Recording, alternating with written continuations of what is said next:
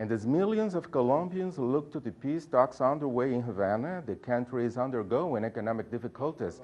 Both civil society and economic experts say the development plan numbers of the government don't add up. Our correspondent Natalia Margarita has more in this story. The Colombian National Development Plan, which is supposed to set the policy framework for the next 4 years, has turned out to be underfinanced. According to economist Mario Valencia, the budget presented by the government was entirely miscalculated.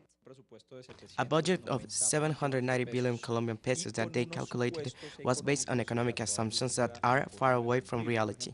For instance, oil prices calculated at $84 per barrel, coal at $75 per ton, when the ton is actually at $65. They also assume an economic growth of above the 4%, when everyone have estimated that the economy is not going to grow more than 3.5%.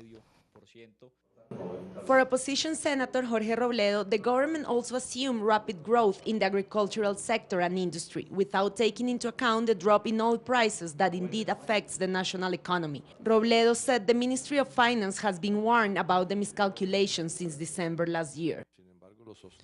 But they insist in keeping the budget like that.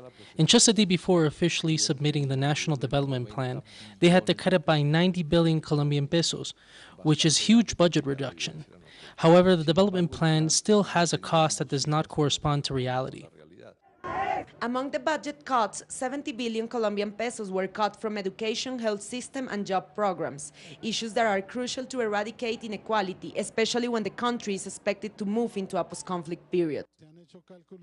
Calculations on the cost of the post-conflict have been already made. Some claim that 10 years of post-conflict could cost around 200 billion Colombian pesos. It is clear that the current National Development Plan will not contribute to a post-conflict period.